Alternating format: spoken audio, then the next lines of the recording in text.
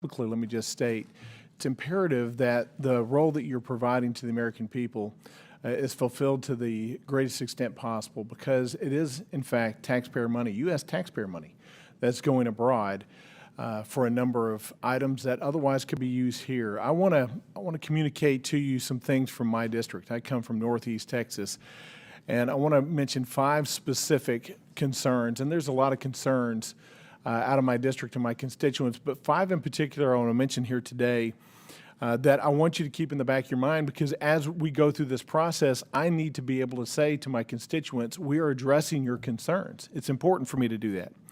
I want you to know, first, that my constituents are rightfully questioning why U.S. taxpayers have sent more than $100 billion to Ukraine to defend its borders, when this administration does little to nothing to secure our own borders, particularly the southern border along the state of Texas.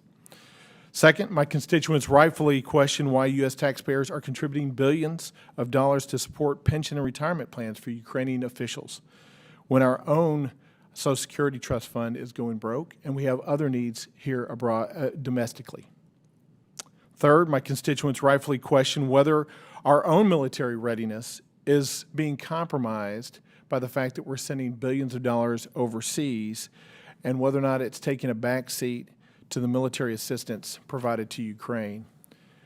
Fourth, my constituents are rightfully concerned about potential widespread waste, fraud, and abuse of monies expended. A lot of what you've talked about here today, and I'm going to get into some of that with my questions. And then fifth, I want to mention that my constituents are rightfully concerned about the levels of contribution by European nations to the Ukrainian defense of this unwarranted Russian invasion, since those nations are closer to that conflict and more affected by Russian aggression. In fact, what they ask me time and time again is, why are we carrying such a heavy load, and is our money in fact being used the way it should be used? And why aren't we using it for priorities here in America? And I understand those questions. Now, even in light of those questions, I'll tell you, they understand the need to push back against Russia. They understand the need to ensure that this unwarranted, uninvited invasion by Russia into Ukraine needs to be defended and repelled.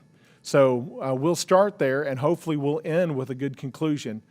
But it cannot be in a world where the money sent by U.S. taxpayers is unaccounted for and used inappropriately.